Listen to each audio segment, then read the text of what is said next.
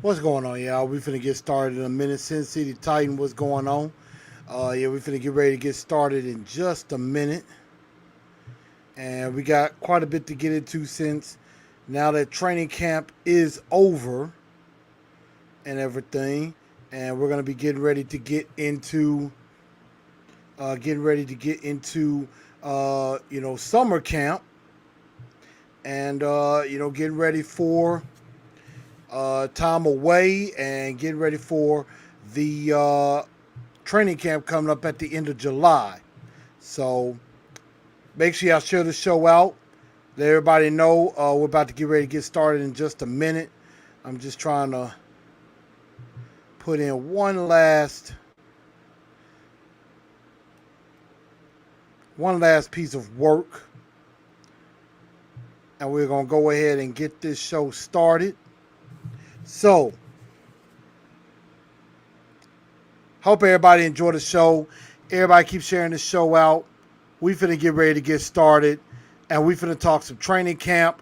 We finna get ready to talk a little bit of got this idea from a friend of mine, one of the fellow enforcers. So kind of want to put this idea out since he mentioned it, and we're gonna talk about it a little bit. So we're going to definitely see what's going on. And the Titans did make a signing, maybe not what you think, but we're going to talk about it. So let's go ahead and get this show on the road, and we're going to have us a good time. We're going to wing it through, as always. Good evening, Titan Nation. How is everybody doing?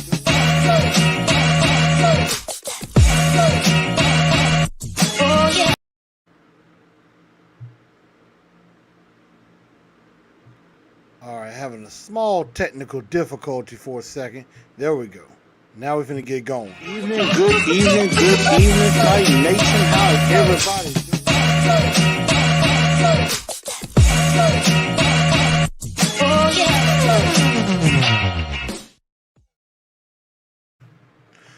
doing? Good evening, Titan Nation. How is everybody doing?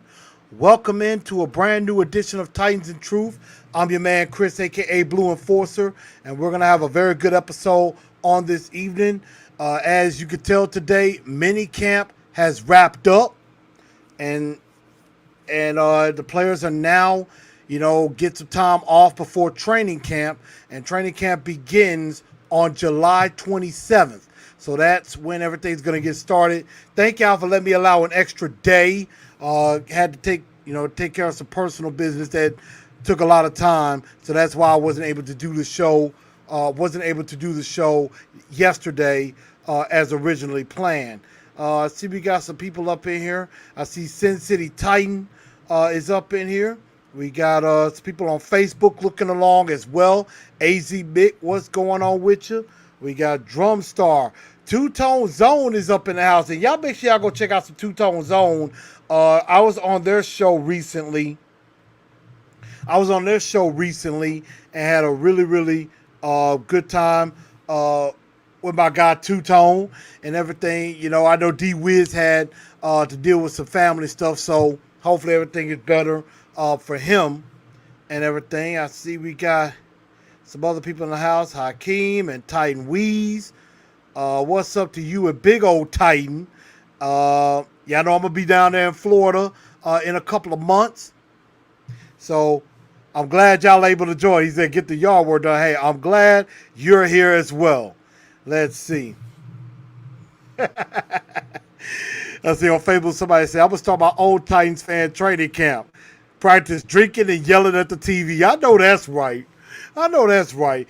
Definitely get your drinking on, because you know what? At the end of it all, the Titans team do that to you. They make you want to yell at the TV and they make you want to drink. So, that is definitely true when it comes to something like that. But my Blue Five brothers, what's going on with you that's watching? And I see we got Kent Woods, what's going on? So I know we got some more people in here. Mr. Titan is up in here in Miami. What's going on? All right, Mr. Titan, I see you in Miami. Okay. Definitely. Sin City Titan, I'm definitely gonna hit you up. I'm gonna definitely have to hit you up when I get to Florida, so I'm gonna do that. Reggie, appreciate you being in here, and Reggie, stay tuned because I'm gonna take your idea from you. I'm gonna just take it from you. That's just how I do that. Oh, dang. Bald and Bearded had to come in here. I see he talking about the alphas. I'm like, okay, respect to the alphas. Cool enough, but not the best. It's always about the blue. Sigmas are the best. Always and forever. Indeed. Know that. So I just got to do that. But what's up to all the D9, either in the fraternity or any ladies watching in the sororities? You know, all I got to say is what's up. So what's up to everybody? Glad everybody is here. Thursday is not going to be the new Wednesday. That's just temporarily. So I'm letting y'all know that right now. But let's get into Minicamp, because Minicamp has happened, has come and gone. You know, Julio Jones was here. You know, he definitely made it for the last day of OTAs and then came to Minicamp. Derrick Henry was here and looked good. I mean, he looked like the monster that has been working out a whole lot. And he looks shifty. He looks faster. Looks like his hands are better at catching the ball. Derrick Henry could do some big things this season, so don't be surprised if Derrick Henry don't rush for another 2,000 yards, but we'll definitely have to see with all the new weapons Ryan Tannehill has to play with. Again, Julio Jones was on the field practicing as usual, you know, doing things and looking good as usual. Looks like he's starting to make that connection with Ryan Tannehill. That is one of the things that I believe has really stood out, is Julio Jones. And I think, man, Julio gonna do some big things. I see that right now. I'm excited about that for real. Also, Dylan Radunz is really getting a lot of looks. He's getting a lot of looks, you know, especially at right tackle. He's also been doing some work at guard as well. And, you know, I was listening to TD, Teron Davenport, on 102.5 The Game. If y'all haven't listened, go back, listen to the second hour of the TD Power Hour. About the second half of it, I called in. And so, you know, they were talking about Dylan Radunz, and he basically said, you know, Dylan Radunz is really looking good. He's trying to, you know, really get a lot of things down as far as making sure his first step is right and things like that. And, you know, some coaches are trying to let him know, to teach him, hey, you ain't got to worry about getting your first step just perfect. But as long as you get a good first step and you fire out of there and you're violent with your blocks, that's what they want more than just the first step. So I like the fact that Dylan Radunz, you know, has some attention to detail and that he's really trying to perfect his craft. So I do like that. And, you know, TD said, you know, he thinks by about week 4, Dylan Radunz should be the starter at right tackle. I'm going to take it a step further. I think Dylan Radunz starts week 1. I think he wins the job. Plain and simple. I think he wins the job and will be the right tackle. And then what can happen is, at some point, if Taylor Lewan gets hurt, or after maybe this year they decide to move on from him, they move Dylan Radunz to left tackle, and they could draft a new right tackle. Or they can make Sam Brilo the right tackle. We'll have to see on that. But it looks like they may have a good right tackle and Taylor Lewan's replacement all in the same guy. So that's something that we could definitely see. See, Titan Weed said, I'm going to try to make Titan Saints game. I'll be there for that. I'm going to try to be there for that one too. Let's see. Sin City Titan says, my girl's family is in Denver. So we may be there. Let's see. Let's see. Sin City Titan saying he with me. Dylan Radunz week 1. I mean, right now, I honestly think that Dylan Radunz has that shot. Really do. I really think he can get that shot. Reggie said, just run me my royalty. Now, I haven't mentioned it yet, but I'm broke right now, so I don't really have any royalty to give nobody at the immediate moment, but I'll give credit where it's due. But I really think that Dylan Ray Dunst will start at right tackle, Taylor Wan on the left. You got Saffold and Dennis Kelly and Ben Jones. And I think that's a good offensive line. Because I don't know if Kendall Lamb is going to be the guy at right tackle. I mean, you've heard Ken Moore basically not like the guy. Excuse me. He just feel like, you know what? Kendall Lamb ain't what you want at right tackle. So that, is a very interesting take. And Ken Moore is in Houston. He's seen Kendall Lamb when he played for Houston. So, I mean, he knows a little bit about him. And so, I mean, I just think we got to be strong on the offensive line. Another thing that TD talked about is wondering what the room would look like at the receiver room after you get past Julio, AJ, Josh Reynolds, and I'm going to go ahead and throw Dez Fitzpatrick as the fourth receiver. After that, of course, you got Cam Batson and Nick Westbrook-Akina, but you also got the resurgence. You got the surgence of a guy that a lot of people are starting to talk about, Racey McMath from LSU. A lot of people are talking about him not just being a special teams guy, even though he has that straight line speed. Another guy that's getting maybe getting a good look is Tighten Up Low's guy, Mason Kinsey. Might be getting some looks as well. Now, I would say one thing about Kinsey. Mason Kinsey, for him to make this team, he better be able to do something on special teams. Maybe not necessarily a returner, but helping as far as like a gunner or as far as helping in any part of the coverage team or, of the punt team or anything like that. Kickoff team, anything like that. He's got to be able to give some help on that. If he can, then he may have a spot on this team for sure. But those two guys are definitely getting a look. Marcus Johnson is another guy that I know that TD has mentioned that could be getting somewhat of a look. But you also got Kaja Lipscomb and Chester Rogers. So there's about 7 guys battling for 2, maybe 3 spots. So for Nick Westbrook-Akina and Cam Batson, their spots are not safe by any means. They are not safe at all. And that another guy could come and take that spot. But right now, I don't know who I have making the team. But right now, I say the top 4 are AJ, Julio, Josh Reynolds, Dez Fitzpatrick. As of right now, and I'm talking about today, June 17th, I'm going to say Racey McMath, and I'm going to say Cam Batson. As of right now, are the guys that made the team, and I think Mason Kinsey is on the practice squad. But that's as of right now. That can always change. So that's something we have to take a look at. Also, the tight end front. We know that right now Anthony Ferkser is tight end number 1, and Vrabel and J-Rob may not be done at that tight end position. They could definitely be looking at adding another tight end in the room. We don't know if that's Zach Ertz. We don't know if that's Tyler Eifert. We don't know if that's Trey Burton. We don't have any idea right now. But I would say another move could be coming on that particular front. Now, Jarrett Pinkney, excuse me. Now, you also got Jarrett Pinkney, who was at practice at Minicamp, but you also got Briley Moore and Mitchell Forstall from Alabama as a couple of possibilities.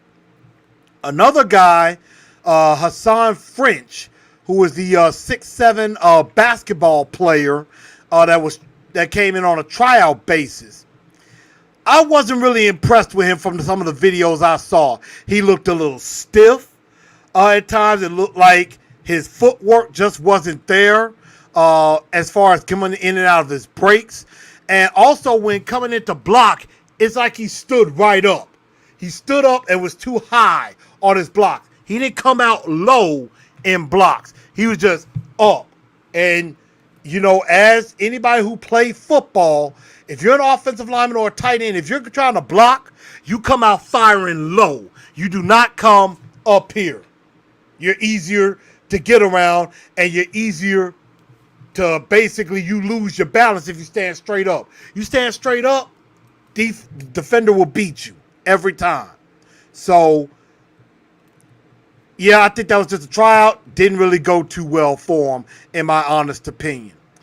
Now, to the other side of the ball, some things that were noticed. One, Janoris Jenkins, or as he likes to be called, Jackrabbit. What's up, Kingston? What's going on with you, man? I know you usually calling the 1025 all the time, and we gonna have to hit up. Kingston, you need to come down to Indigo on Sundays and watch the game with us. So we need you there. And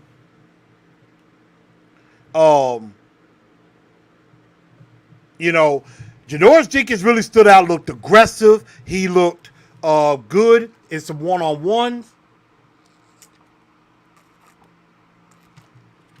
But I'm looking forward to seeing what happens with him in training camp. And, seeing that, it looks like he may lock down one of the starting spots. But I want to see him, continue this momentum that he has in training camp.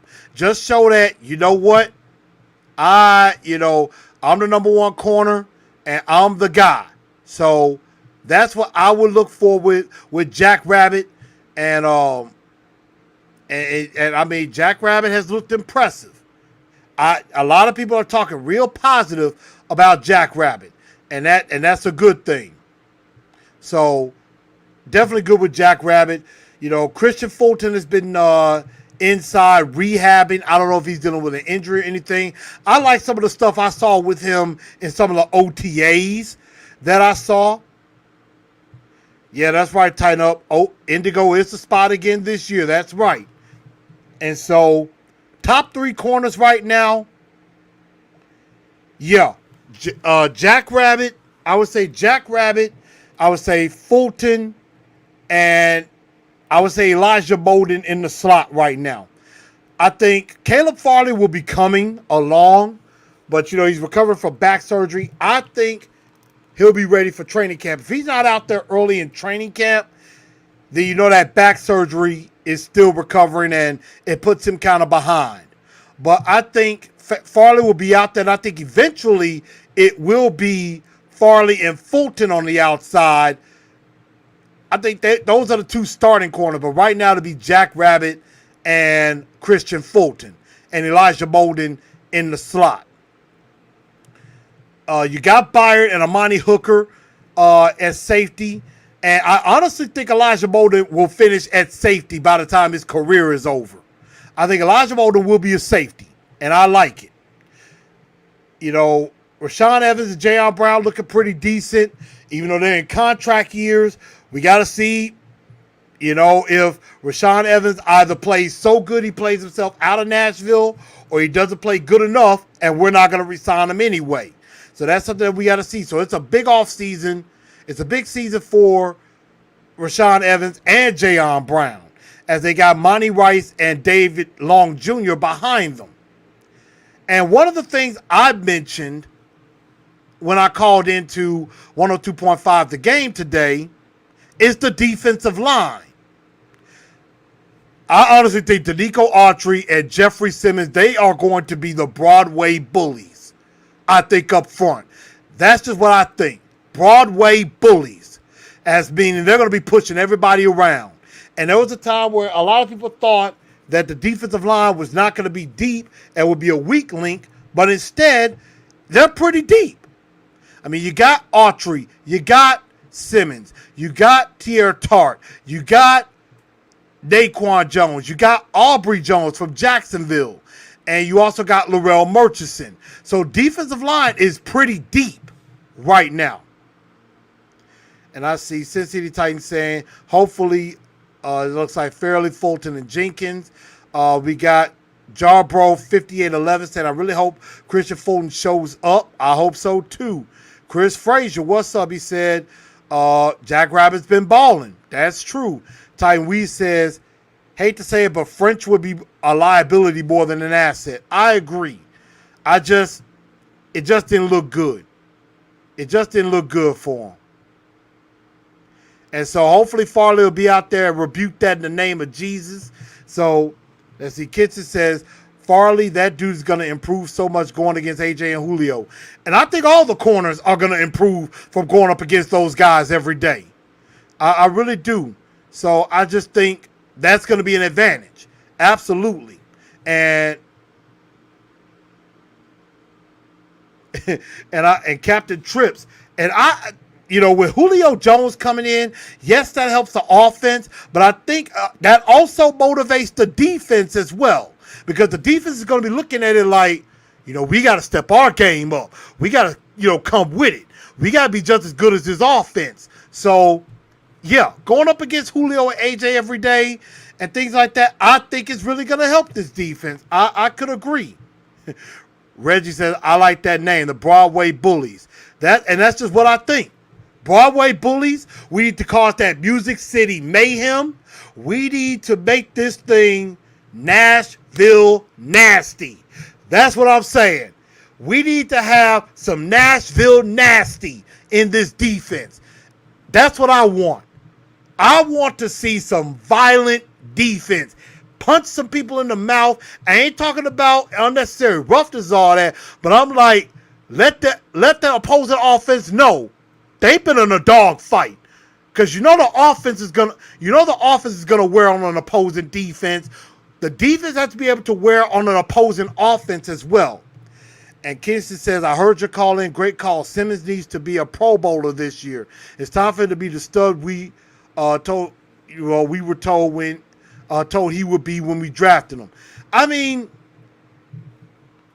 I think Simmons should have been a Pro Bowler last year. I think he can become a Pro Bowler and everything, but that's not saying that Jeffrey Simmons hasn't done any good. Jeffrey Simmons has done a lot of good. Now, when Clowney went down and Beasley did absolutely nothing, then a lot of teams really could focus their efforts on him.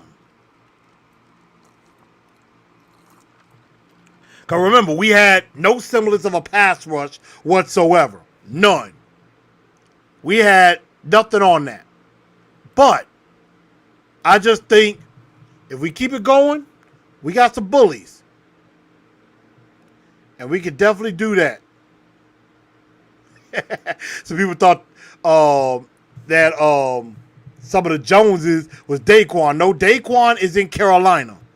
We have Naquan Jones, who is an undrafted free agent from Michigan State, and we have Aubrey Jones, defensive tackle, who was formerly with Jacksonville. So that's what happened. And Jarbro said Nashville nasty. Love it. Sin City says Broadway Bullies or Nashville nasties.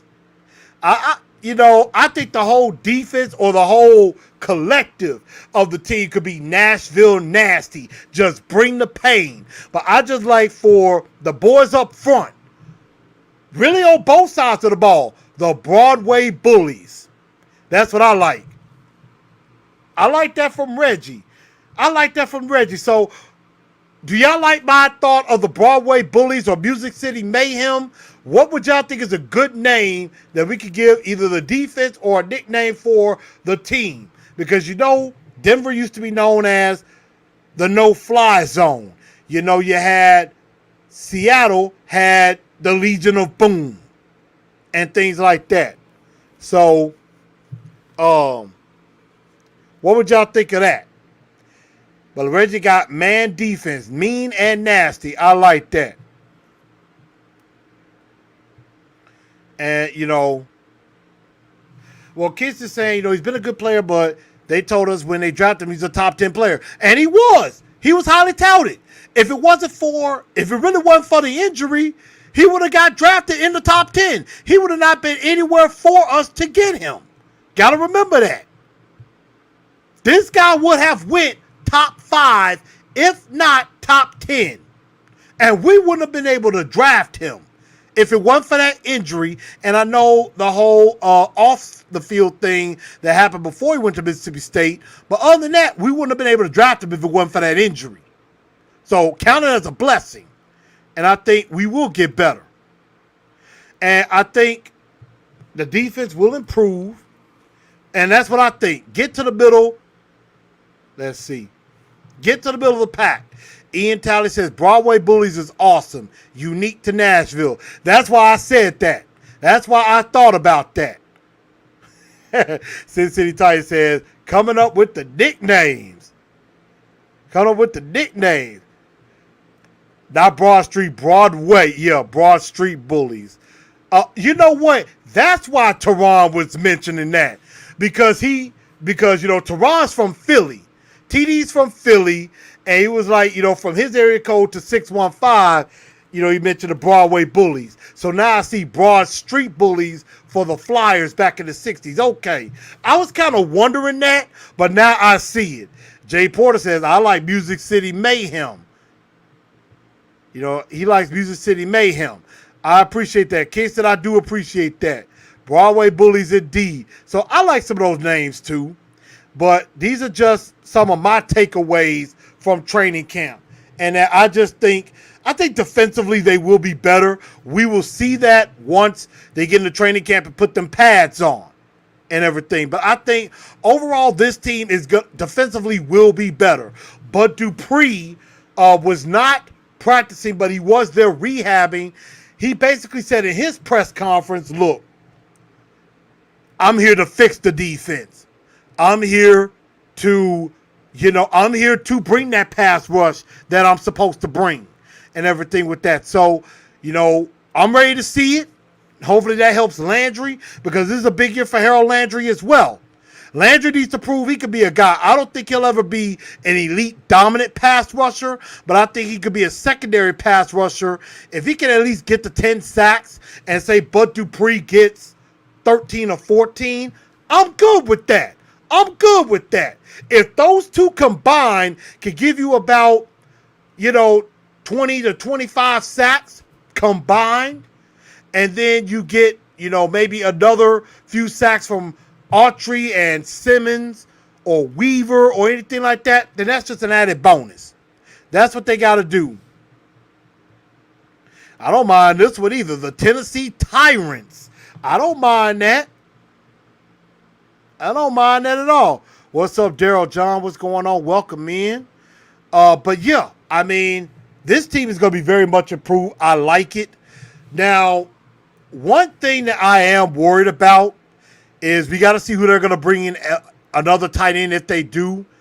The kicking situation is something to monitor, and it is something that I am really concerned about. Got to keep drinking some water. Got to stay healthy. But one thing that is an issue is that I've been hearing that the kicker from Ohio State hasn't really looked very good. And Tucker McCann has been inconsistent. And kicker has been a serious problem for the Titans for quite some time. So we don't know if we're going to bring back Steven Gostowski or not. That might be our best option. So I don't know what other kickers could be out there. I don't know if Dan Bailey is available or anything like that. But kicker is an issue. Kicker is definitely a problem. Now, I did hear that, Tucker McCann didn't miss his first, but then after that, kind of drilled some other ones home and everything. But, that's something that, if I go to a practice, if I go up and go to a practice, that's something I'm definitely going to be paying attention to, is the kicking situation. Because we got to have a kicker. Ian Talley says Tucker McCann went 6 of 9 yesterday. True. But, as a kicker, need to go like 8 of 9, 7 of 9, 10 of 12. Can't be missing a lot of kicks. And the problem is we've been cursed by kickers because you look at Cairo Santo, goes on to Chicago, kicking just fine. Cody Parkey in Cleveland, kicking just fine. Ryan Suckup in Tampa Bay won a ring, kicking just fine. Yet they couldn't get the job done here. So I don't know. So Ian, let me know where you're getting that from as far as that source. But I mean, I'm just, hey, with kickers, I'm just going by what I'm hearing from local media. Is that some of the kickers are struggling. You know, I mean, Tucker McCann has gotten a little bit better, but the kid from Ohio State, I don't think he's practiced the last 2 days. But, I mean, kicker's an issue. It's something to monitor. It's definitely something to monitor. So, we're definitely going to find out what's going on with the kicking situation as time keeps going. But, we talked about minicamp. Now, one other thing I do want to talk about, and this show is not going to be as long as the others, but we're going to talk about this. And one of my homies, Reggie Smith, brought this up. He brought this to my attention the other night. We were talking, we were on the phone talking, and we were talking about Tannehill. And, you know, with the addition of Julio Jones, and with the addition, you know, of bringing back Derrick Henry and A.J. Brown and having an embarrassment of riches that Tannehill will have, it seems like the national media, some, are deciding to kind of bash Tannehill a little bit. Like he's a problem. So, he basically gave me the idea. He said, why is Ryan Tannehill seeming in some people's mind becoming slander heel? And I said, you know what? I might go into that a little bit.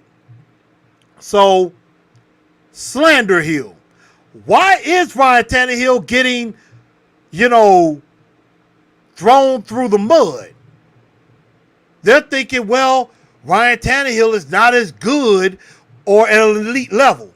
But here's the thing. If you look at the numbers, Tannehill has played to the elite level of some of those other quarterbacks. Guys like, dare I say, Patrick Mahomes and Aaron Rodgers. He's been playing just as good as some of those quarterbacks in the last 2 seasons being the Titans quarterback. The NFL Network did a little exercise. They compared 2 quarterbacks' numbers, and they were very similar. One was Patrick Mahomes, who had like 66 touchdowns, 10 interceptions in their last 24 starts. Who was the other? Ryan Tannehill, doing just about the same thing in the last 24 starts they've each had. They've been about neck and neck. So, to say, now, nobody is saying, oh my God, Tannehill is a top 5 quarterback. But I think Tannehill should be in the conversation. Yes, you got Mahomes and Brady and Rodgers up there. And I know a lot of people are putting Josh Allen up there. I honestly think Tannehill is better than Josh Allen. I'm sorry. I might be talking a little crazy. And I know Josh Allen has a better defense and has Stephon Diggs. But honestly enough, I think Tannehill is better than Josh Allen. We saw that in the head-to-head matchup. And I don't know why I don't know why national media don't think about that when they're talking about Tannehill and Josh Allen. Look at the head-to-head matchup.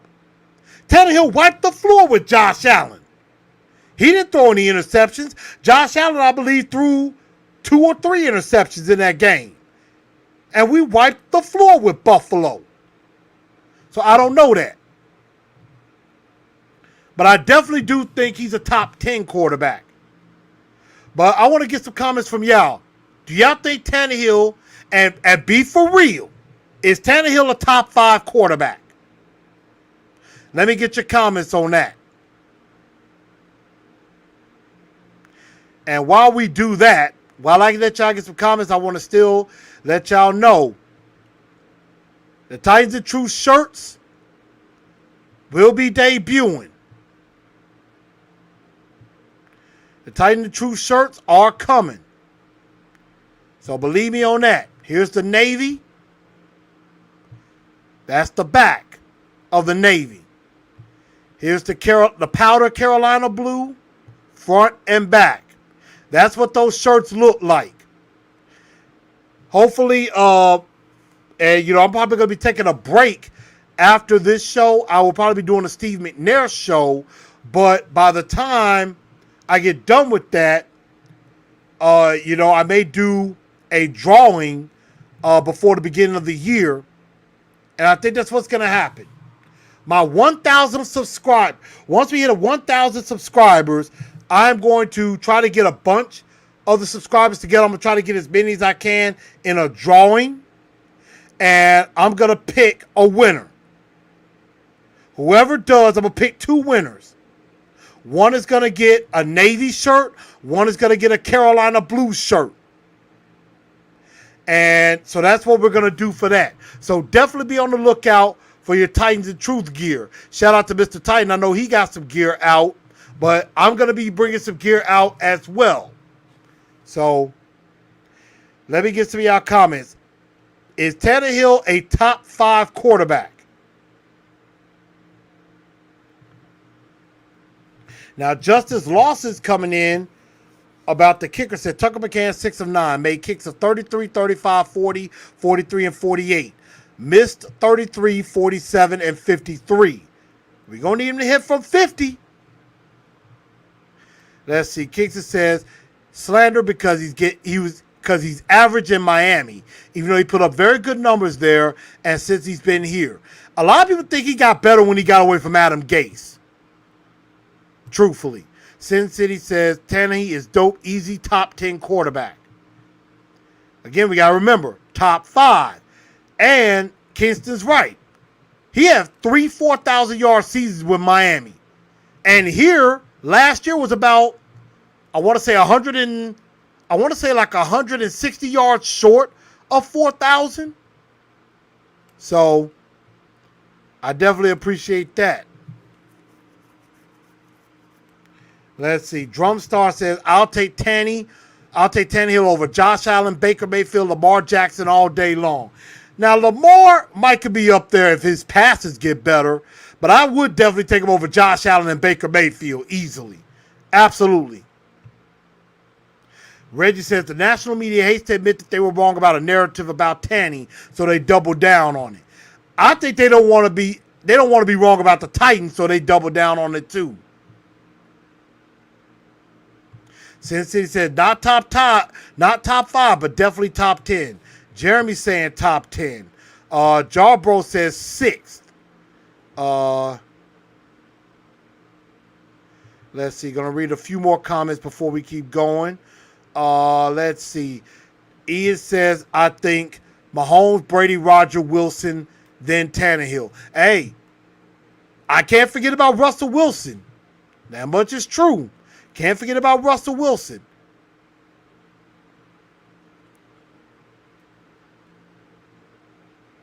Let's see.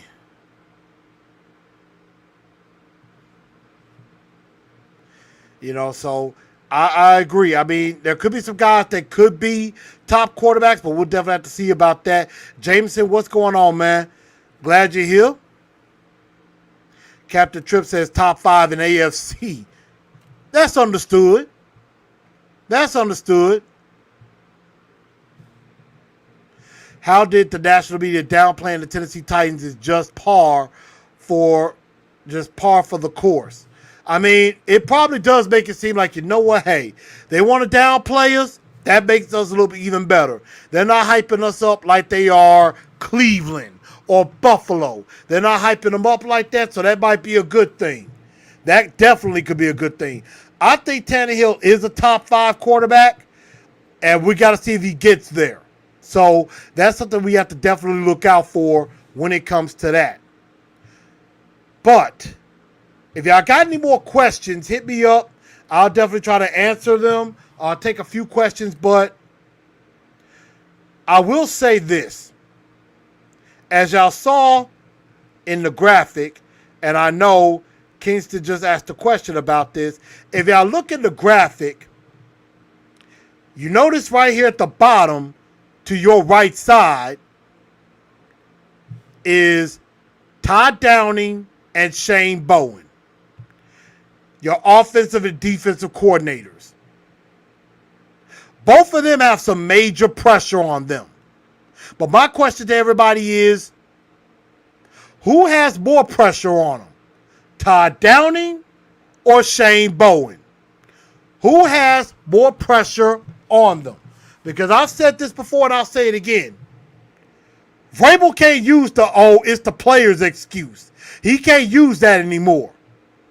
He used that excuse last year, can't use it now. If the players don't perform well, it is clearly on the coaches. So let's see. Kingston brought up and said, how do you feel about Shane Bowen now? I think he's going to do well with better players and being in his second year with more control than just being the play caller. I want to see it to believe it first when it comes to Shane Bowen. Because right now, I just don't believe him yet. I just don't believe in him yet. I can't. I just cannot believe in him. If the defense really gets better, and again, is somewhere in the middle of the pack, anywhere between 12 and 16, if they're in that range, then yes, I could believe in Shane Bowen right now. But right now, I just don't. Now, Kingston thinks that Todd Downing has the most pressure. He cannot mess this up with all the weapons that are on offense. And I'm going to say, in a way, I see the point. Let's see. Reggie says, hard to say now. We're all looking at Downing saying, you better not F this up. That's true. We are all looking at Downing saying, you better not screw this up. But I'm going to be honest, and Daryl John is correct. More pressure is on Shane Bowen. And he just put it right. Shane Bowen had one of the worst defenses in the league last year. And a lot of people were mad that he got promoted to defensive coordinator full time. Myself included. And the thing is, now that he fully is the play caller, he's the defensive guy. Daryl is right. Because if the defense messes up, Jim Schwartz is there. And that's what I think too. Because in the end, that's what's going to happen. If Shane Bowen screws up, he's going to be out of there. And Jim Schwartz is going to be taking over as defensive coordinator. Shane Bowen is going to be doing everything in his power not to mess up, because he's going to be, as he's calling plays, he's going to be looking over his shoulder, because he knows that Jim Schwartz, even though he's there to advise him, is going to be like, he's probably not saying this, but in the back of his mind, he's like, man, if he screw this up, I get to take over. So that's something that that's something that he has to make sure you don't do. Don't screw up.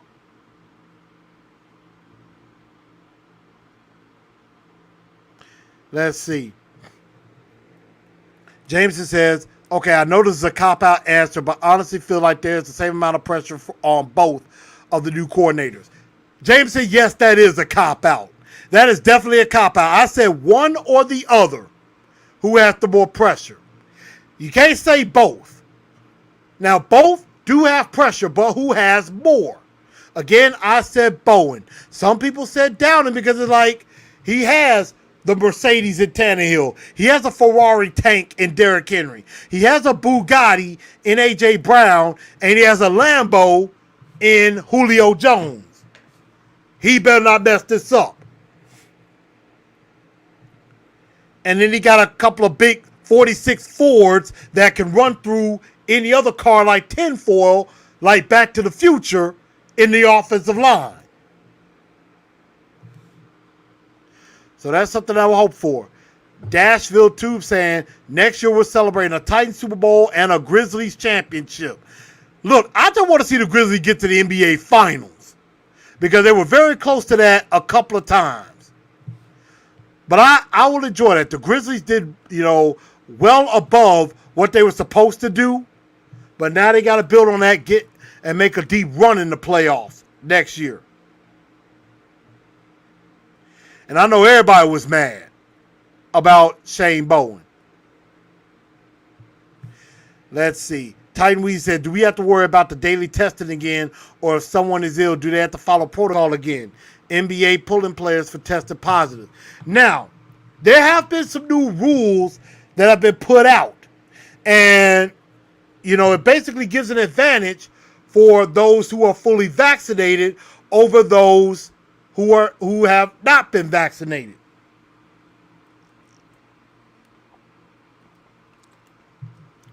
Like Roger Saffold was talking about it.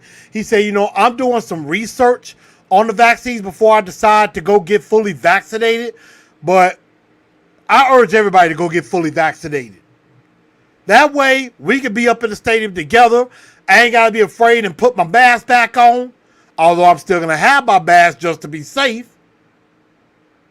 But at the end of the day, vaccination is the safest way to go. I know there are some people out there afraid of the side effects and things like that. I mean, the side effects won't last forever, I don't think. But that's just me. I didn't feel a thing when it happened. It was a quick, painless transition for me. But I don't get sick like that. So, you know, there are some protocols on that. And maybe that's something we'll talk about as the season gets closer. Let's see. Ty Wee says third down defense will certainly be better according to Vrabel. Well, we'll see about that. James has said now there's more pressure on Bowen. Thank you. Now, special teams, yeah, there is some pressure there. So Ricky Jenkins coming in saying special team. That's true. We can't forget about special team. That's more so in the kicking game. We have the best punter in the league.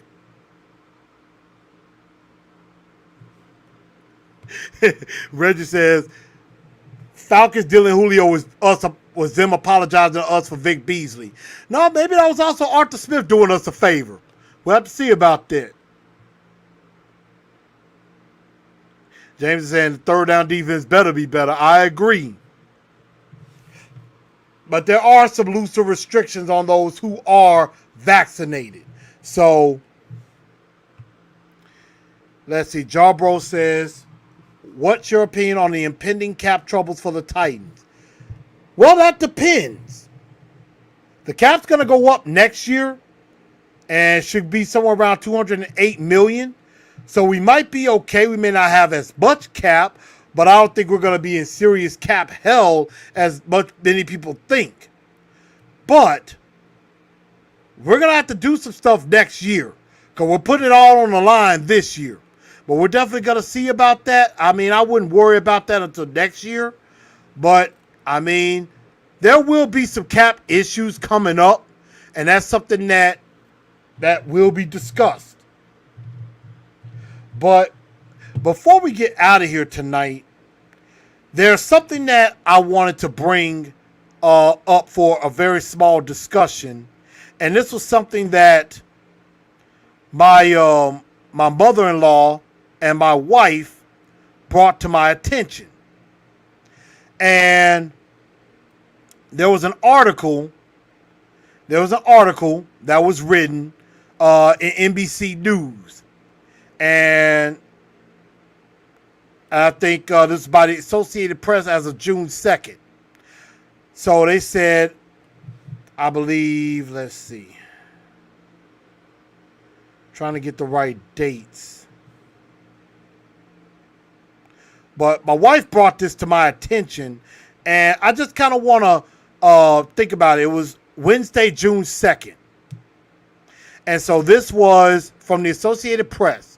The NFL on Wednesday, June 2nd, pledged to halt the use of race norming, which assumes black players started out with lower cognitive function, which means, and this was part of the $1 billion settlement of brain injury claims that review past scores from any potential race bias. So basically, there's been a lot of what they call race norming, basically saying black players came in with lower brain capacity and lower brain function, which led to some of those concussions. And so, the practice of race normaling made it harder for black retirees who retired to show deficit and quality of the issues of the brain function to get some of the money that was dealt out, with all those concussions. And so it also came because a pair of black players filed a civil rights lawsuit over this practice. Medical experts raised concerns, and a group of NFL families last month dropped 50,000 petitions at the federal courthouse in Philadelphia over this. And so, this includes that there's a report that comes out about $800 million of payouts by race. And so I don't really understand the whole thing of the story, but the fact is, they're trying to say that black players have a lower cognitive brain function than that of white players. And, that's something I never knew was going on. I never knew something like that was going on, still in the league, even though they had, all, even though they had all the stuff that, they were trying to work on helping players that were concussed and things like that. So I didn't even know something like this was still going on. But the fact that they're stopping that is a good thing. But I think it's mainly the fact that players put up a lawsuit. And if it wasn't for that, this still would have been going on. And so Kingston putting out tried to say black players were dumber than white players. So how bad did concussions hurt us? So, yeah, they're basically trying to say that black players couldn't comprehend as much as white players. So when concussions and brain injuries happen, you can't say, well, it was because they had concussions. It was because they didn't have the brain capacity, which is wrong. And really messed up. That's basically taking it back to 1925 when the U.S. Army did the Tuskegee experiment. They did the Tuskegee study on black soldiers and those who were looking to get into the military, because in the Tuskegee study, the U.S. Army and the government felt that that black men, I want to say it was strictly black men, that basically they did not have the capacity nor the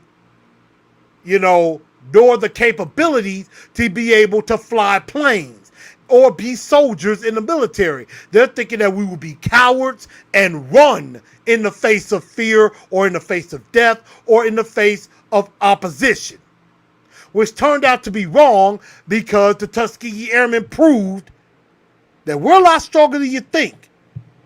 And you had now people, you had black men who became generals, who became major generals. You had Colin Powell, who was a major general, and things like that. So saying that black folks do not have the mental capacity is just wrong. So I'm glad that story came out. That was on NBC News by the Associated Press on June 2nd. So definitely check out that article. And I know I probably didn't give out all the right information, but that article, very, very informative indeed. So,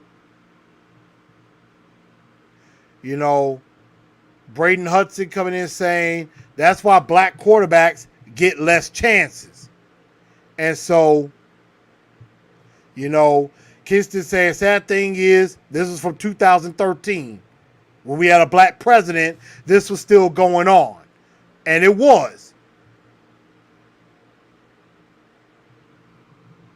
And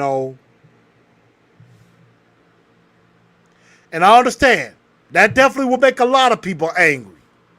And I don't like it either. But it is something that has to be discussed. You know, it's something that has to be, that needs to be discussed, and something that needs to be, that makes sure it still is out of the game of football and out of sports, period. So I will share that article on the TNT Enforcers page, and we'll talk more about that. We won't get super political into that, but I mean, there are some other people saying, you know, I'm not surprised by those findings, have always been deemed inferior. That was given validation. Slavery, Jim Crow, yeah, that's true. And you're right, Reggie. You know, there's not a lot of black quarterbacks, but there are some. There's not a lot of black coaches. There's only 3. And, you know, there are very few black general managers or owners. I don't think there's any black owners at all. There are more women owners than there are African American owners. So I agree. What happened there was just wrong. I agree with that totally. Let's see. B-Boy the Kid. What's going on with you? And let's see. Reggie putting out a book. And like I said, you got that book. Also, the movie Concussion is a very good movie with Will Smith in it. That is a very good movie that talked about the whole concussion issue that was going on in sports. And it was a big deal. So definitely check that out. But y'all, that's going to just about do it for this show. Again, make sure y'all share this show out to everybody. I saw we had 27 people. Y'all make sure y'all go smash that like button. I want 70 likes by tomorrow. I want to see 70 likes on this show. Make sure y'all share this show out on your Facebook. Take a picture, put it on Instagram, share it on Twitter. Make sure y'all share this show out. I'm trying to get to 1,000 subscribers, so please help me out with that. And again, there probably will not be a show next week unless there's some breaking news about a tight end or anything. But the next show coming up will probably talk about Steve McNair, the July 4th. You know, that anniversary of his passing. We'll definitely talk about that.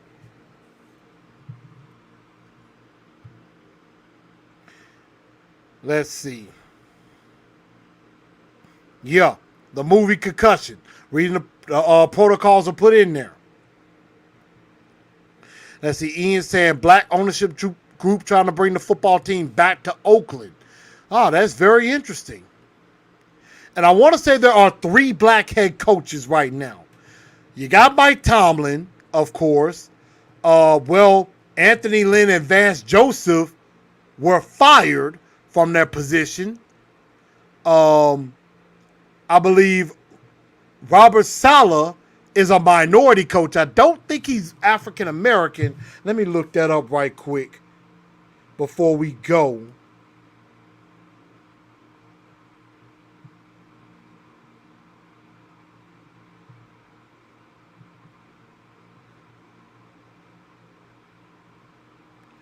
I'm trying to see about Robert Saleh.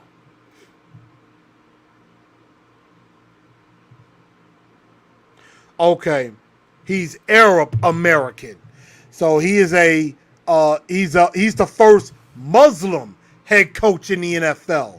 He's in the minority, but he's not African American. He's Muslim. So, you know, we do need more minority head coaches. That much is a fact. But everybody, that's going to just about do it for tonight's show. Thank y'all for tuning in to Titans and Truth. Thank everybody for watching. Smash that like button. And I want y'all to go and have a good rest of the night. And as always, make sure y'all do nothing else. Y'all make sure y'all tighten up. And I see my name, I see my video came across the screen. I wish y'all a good night. I'ma holler at y'all.